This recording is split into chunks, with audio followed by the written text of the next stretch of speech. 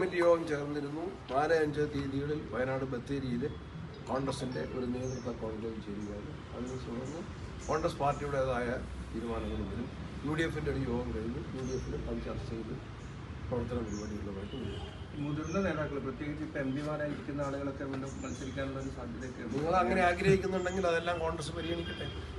ഹൈക്കമാൻഡല്ലേ സ്ഥാനാർത്ഥികളെ നിശ്ചയിക്കും. അല്ല, അങ്ങനെ വേണ്ട എന്നൊരു തീരുമാനം എടുക്കും. അതൊക്കെ ഹൈക്കമാൻഡ് തീരുമാനത്തിനുണ്ട്. ഞാനൊന്നും അതിൻ്റെ അകത്ത് ഒരു തീരുമാനത്തിൻ്റെ ആളല്ല. കോൺഗ്രസ് ഹൈക്കമാൻഡാണ് സ്ഥാനാർത്ഥികളെ പ്രഖ്യാപിക്കുന്നത്. എല്ലാ പ്രാവശ്യവും ഈ സ്ഥാനാർത്ഥി നിർണ്ണയം വലിയ തർക്കത്തിലാകും. ഒരു തർക്കമില്ല. ഒരു ജനാധിപത്യ പാർട്ടിക്കകത്ത് ഒന്നിലേറെ പേര് വരും. അവസാനം ഒരു തീരുമാനം വന്നാൽ എല്ലാവരും അംഗീകരിക്കും, വോട്ടർമാരും അംഗീകരിക്കും. അതിലിപ്പോൾ പഞ്ചായത്ത് ഇലക്ഷനിൽ കണ്ടേ, ഇത്രയേറെ ബൃഹത്തായ പഞ്ചായത്ത് ഇലക്ഷനിൽ ഐക്യ ജനാധിപത്യ മുന്നണിക്ക് ഒറ്റക്കെട്ടായി നേരിട്ട് വിജയിക്കാമെങ്കിൽ അസംബ്ലി ഇലക്ഷൻ അതിനേക്കാൾ ഈസിയാണ്. 140 സ്ഥലമല്ലേ ഉള്ളൂ. ഞങ്ങൾ ചർച്ച ചെയ്ത് പരിഹാരം ഉണ്ടാക്കി. ശരി, ക്രിസ്മസ് കൊണ്ടാണ്. Happy Christmas. ശരി, കേക്ക് കഴിക്കും.